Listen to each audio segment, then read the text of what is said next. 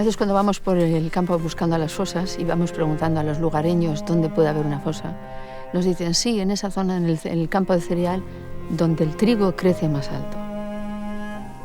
Es una visión muy popular y igual no es real siquiera, pero es igual, simbólicamente es muy efectiva. Da idea de que ellos todavía seguían marcando dónde estaban. Los cuerpos seguían diciéndonos dónde estaban para que fuéramos a recuperarlo.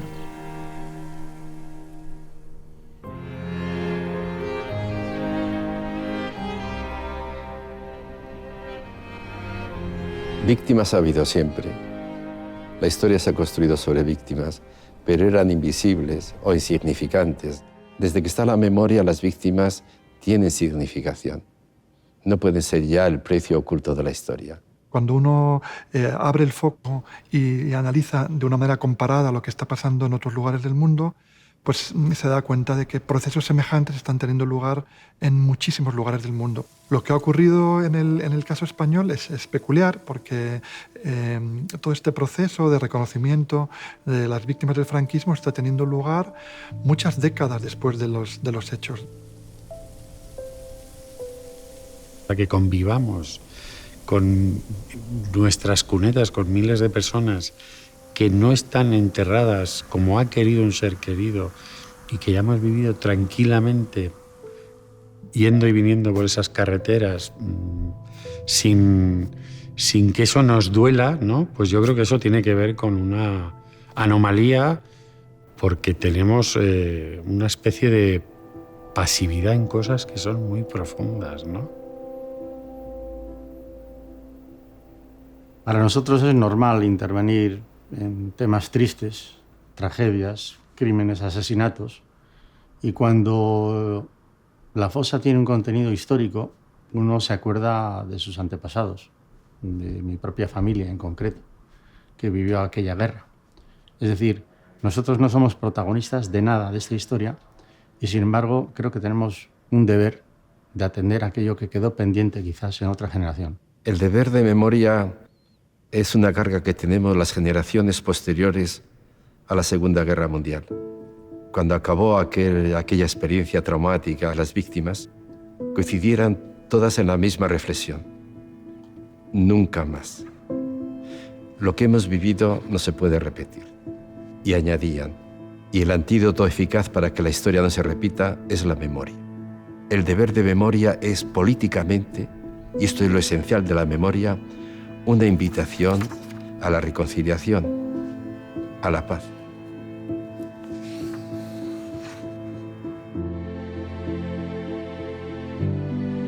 Es muy importante entender que la guerra civil lleva siendo exhumada desde la propia guerra civil. Hay que tener en cuenta que, de alguna manera, lo que se está haciendo ahora es una cuenta pendiente, porque las exhumaciones de fosas comunes de la guerra civil empezaron muy pronto. En la posguerra hubo muchísimas exhumaciones de civiles ejecutados por los republicanos. A los 3 meses de comenzada la contienda de la guerra civil ya hubo órdenes para la recogida, para la identificación y para el registro de todos los muertos en la guerra. Y esa orden la dio el gobierno franquista, la dio el propio Franco, y además perfectamente registrados en todos los informes, porque así se requirió a la Guardia Civil y a las autoridades locales. El régimen franquista en sus primeros años dedicó esfuerzo económico, organizativo, simbólico y político para exhumar y homenajear a las víctimas de su bando en todo el país. Y muchos de ellos fueron enterrados en cementerios municipales y todavía están estos monumentos, estos mausoleos a los caídos por Dios y por España que fueron exhumados en la posguerra, ¿no? En los años 50, con el tema del Valle de los Caídos, en el 58, se requirió a todos los gobernadores civiles de todas las provincias que hicieran un análisis y una descripción de la ubicación de las fosas y de las personas que allí pudieran estar enterradas y esa relación de todos los pueblos de España recogidas por los gobernadores civiles fueron remitidas al Ministerio de Gobernación. Y eso sirvió para realizar el Valle de los Caídos, para llevar allí y trasladar al Valle de los Caídos los 33.000 personas que hay allí enterradas. Entonces se dice claramente que no valen los republicanos, porque algún alcalde despistado intenta decir que en mi pueblo hay estas fosas, pero son de esta índole o de esta otra. Dijeron que no, solamente primero aquellos muertos del lado franquista. Lo que ocurre es que se dieron cuenta que igual no era el volumen de personas que esperaban para el Valle de los Caídos. Y entonces dieron una orden de exhumar todas ellas, sin autorización y con autorización. Tras la muerte de Franco, los familiares que ya no aguantaban más se fueron al monte con azadas y exhumaron muchas fosas. Es un tema casi desconocido, pero eso ocurrió en todas partes.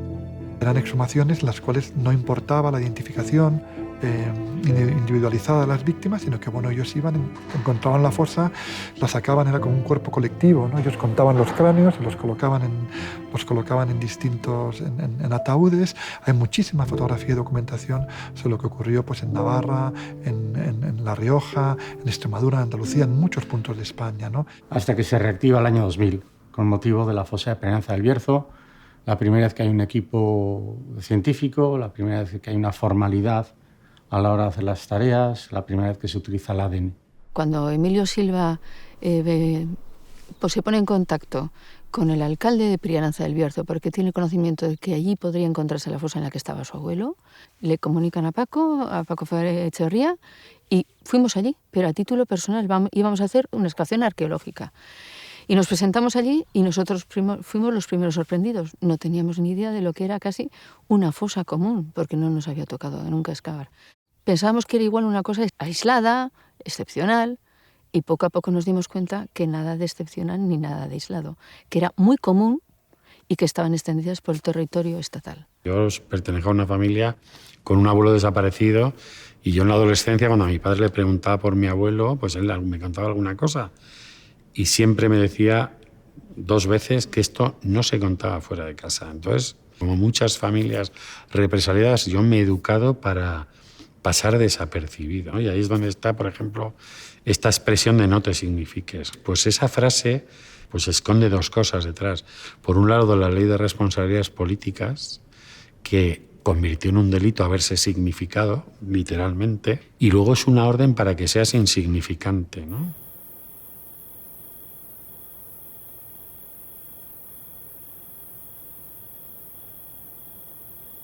En realidad hemos recuperado entre todos los equipos que intervienen en el Estado 750 fosas.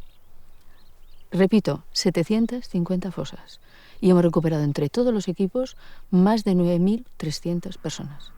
Si llegamos a los 10.000 podremos estarnos casi por satisfechos, o si llegamos incluso al 10% de la cantidad total. Pero será un exponente de lo que fue.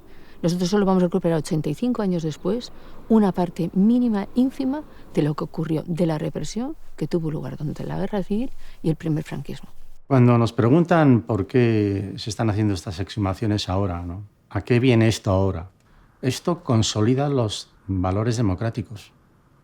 Esto ensancha el discurso de los derechos humanos. Si esto lo hacemos desde ese discurso, desde esa posición, yo creo que todos vamos a comprender las bondades de estas iniciativas en materia de memoria histórica en general y particularmente en fosas comunes, que significan enterramientos clandestinos con gente injustamente tratada.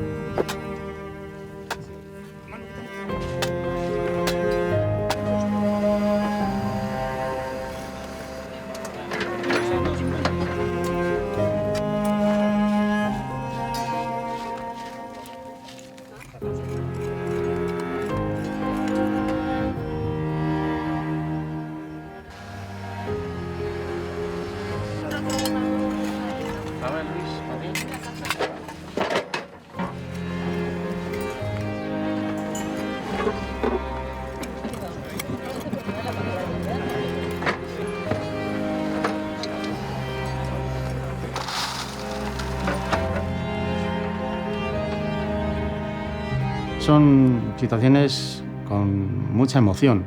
Quizás los alumnos que nos acompañan, por ejemplo, les interesa el ADN y sin embargo luego te atrae y te atrapa la dimensión humana de quienes están alrededor de la fosa, que son los familiares, que te empiezan a contar cómo fue su vida, que sueñan quizás con que su vida hubiera sido distinta si no se hubieran producido aquellos crímenes.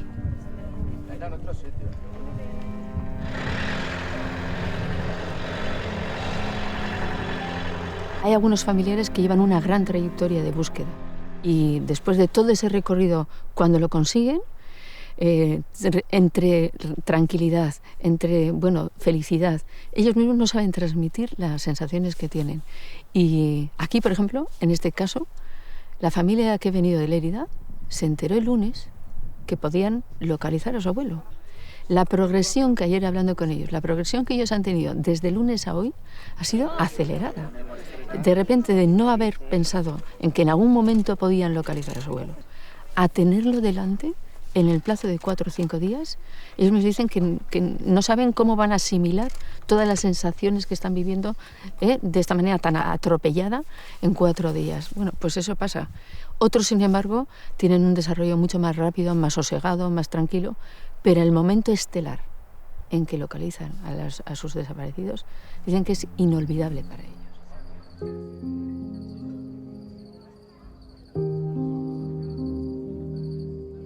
Lo cogieron un día que estaba llegando allí al lado del pueblo, también a mi padre, se lo llevaron a los dos a la cárcel, pasaban por allí los guardias y dicen, súbanse ustedes al coche que no pasa nada, le decían los guardias.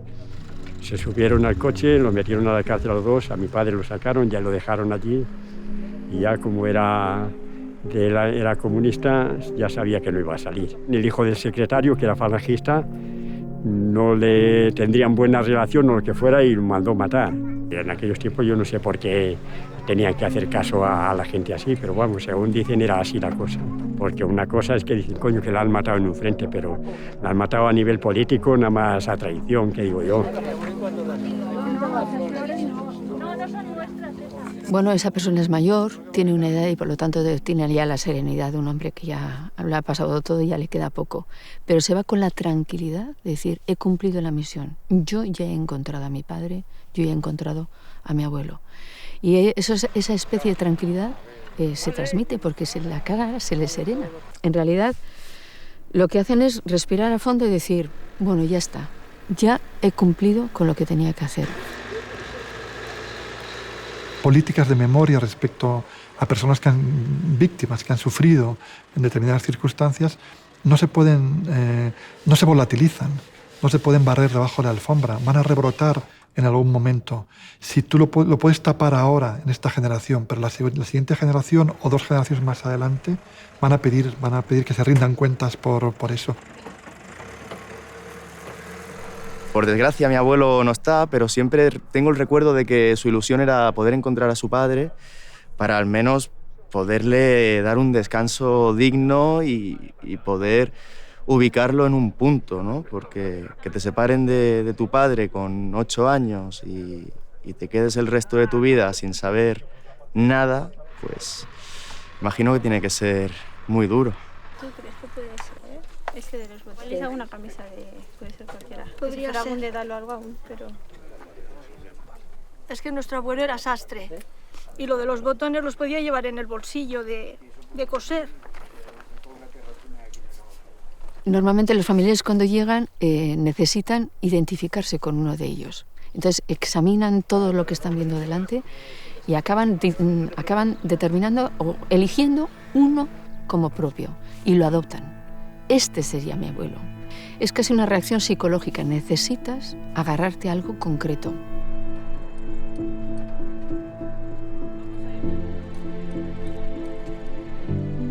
Enterarme de que había sido asesinado, sí, me enteré cuando tendría yo ya 14 o 15 años o antes. En aquellos tiempos tampoco nadie decía nada. Tenían miedo a hablar todo el mundo de nada. A lo mejor podía decir alguno, dice, oye, tú tal cual, no. Miedo a que escucharan cualquier tontería y se los cargaran también a ellos. Tenían miedo, mucho miedo a hablar de estas cosas. Sabía que estaban aquí, en este trozo. Podría ser aquí, podía ser allí, pero sabía que estaban aquí. Y entonces yo un día vine con el dueño de esta tierra y me dice, mira, pues aquí es. Bueno, pues aquí es, pero nada más. La soledad, si os fijáis al fondo, la pequeñez de la fosa en torno a la inmensidad de todo ese valle que tenemos al fondo, ¿no? Lo pequeños que son, lo difícil que es encontrar el punto exacto, el trabajo que requiere. También la colaboración parece ser de todos los vecinos que han ayudado a localizar, pero evidentemente ver el equipo, las explicaciones, toda la profesionalidad, todo el recorrido que llevan ya sacando todas las fosas, evidentemente te da una idea de la magnitud de lo que están haciendo y de la magnitud de lo que nos estamos enfrentando. Tantos muertos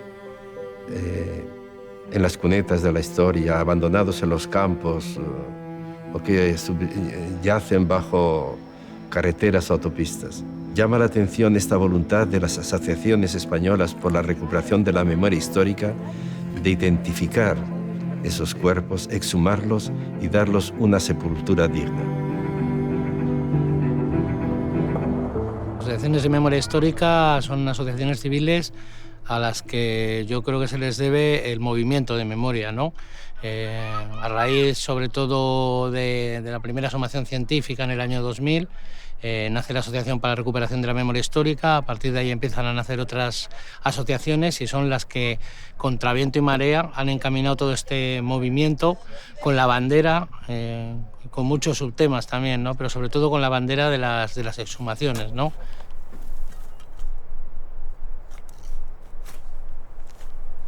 En este pueblo, gente de todo tipo de ideología colaboró con nosotros, nos acompañaron al terreno, nos firmaron los papeles autorizándonos tanto en el ayuntamiento como el propietario del terreno.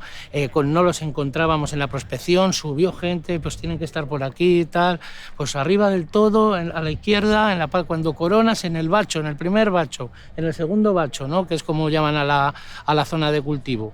Y la verdad es que dimos con ellos, a la vez localizamos a uno de los familiares, otra de las familias se enteró por la prensa de que estábamos buscándolos y se puso en contacto con nosotros, y 3 días antes de la exhumación localizamos a otra familia.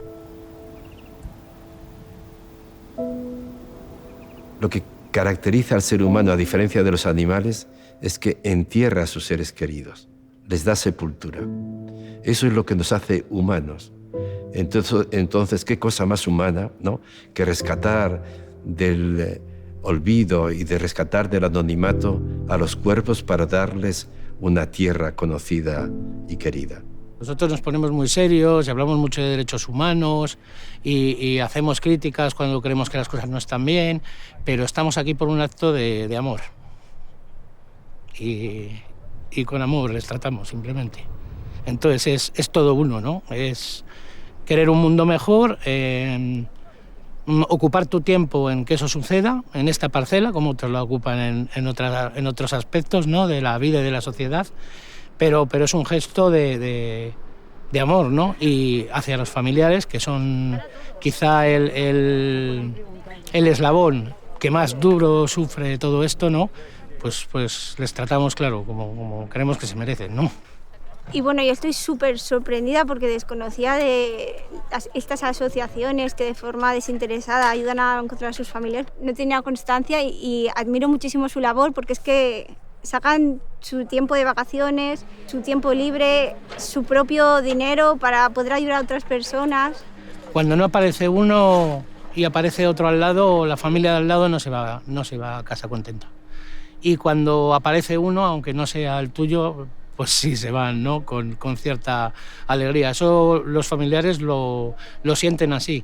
Y hay gente en Recuerdo y Dignidad que no ha podido encontrar a su familiar y nunca lo va a encontrar, y cada vez que saca uno es como si sacara a su abuelo, ¿no?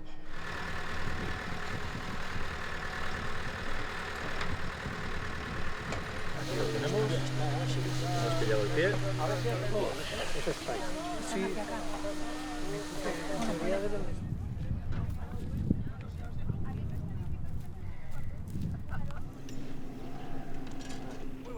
Lo importante de todo esto es recogerlo en papel, hacer los informes, documentos, fotografías, el escáner de algunos papeles que puedan aparecer, la recogida de los testimonios orales a las familias, y todo eso crea un cuerpo de documentación que suele ser validada por las autoridades. Podría serlo en este caso por las autoridades judiciales, y así pasará a un archivo público y podremos decir que esta historia, que era una historia privada o íntima de los familiares, alcanza a la sociedad entera. porque el derecho a conocer la verdad ya no es una historia individual, sino que nos asiste a todos los ciudadanos. ¿Quieres?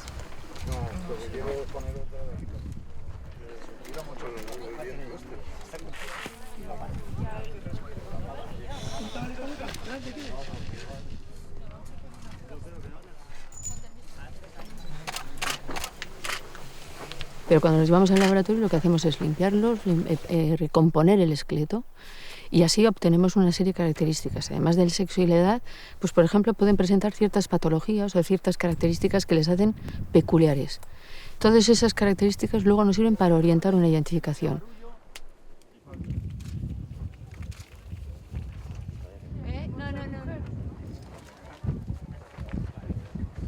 Desde lo que es la justicia universal o los derechos humanos, medidos a escala planetaria, cuando se producen víctimas, estas tienen una serie de derechos.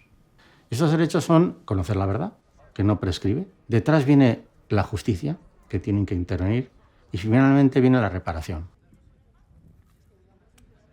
En realidad nosotros trabajamos sobre todo en el capítulo de verdad, nosotros trabajamos en el de documentación.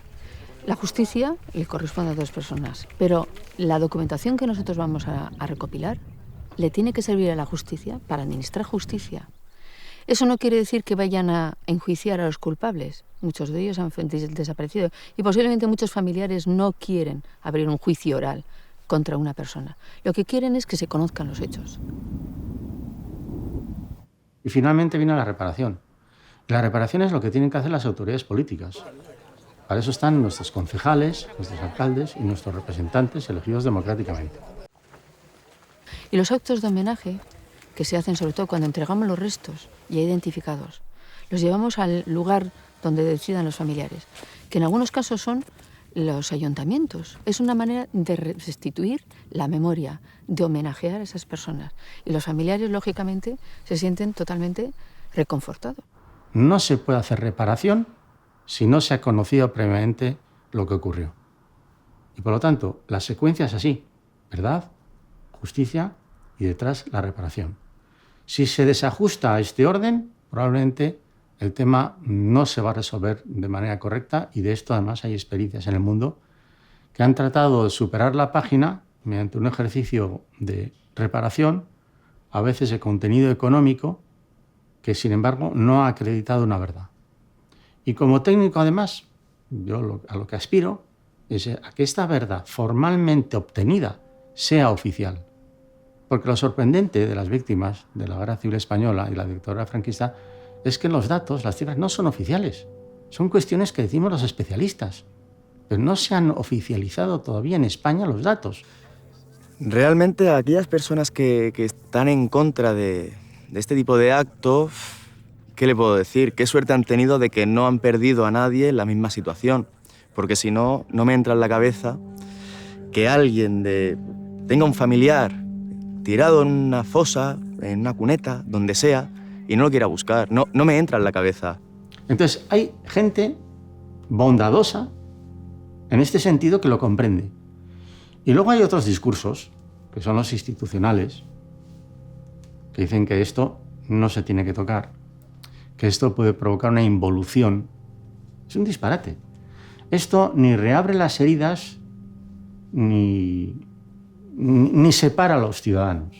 Soy antropólogo social y no trabajo directamente con los huesos, sino más bien con todos aquellos procesos que irradian de la fosa hacia el tejido social. Hablo con la gente, hablo con los familiares, hago entrevistas.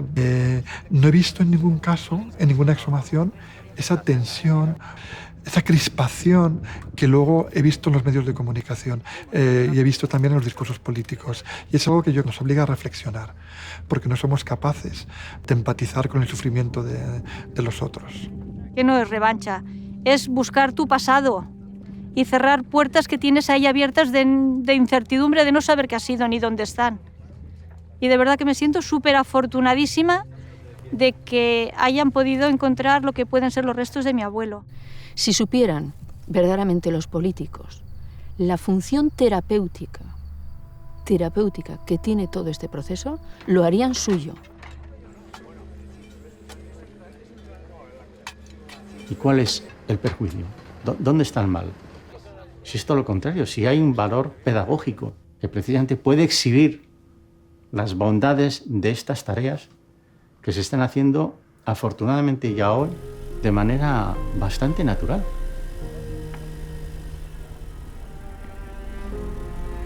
Uno se pregunta cómo algo tan frágil como la memoria puede hacer frente a la barbarie. Si queremos que esto no se repita, entonces hay que partir de lo que hemos hecho. La experiencia de la barbarie se convierte en el punto de partida de la nueva historia.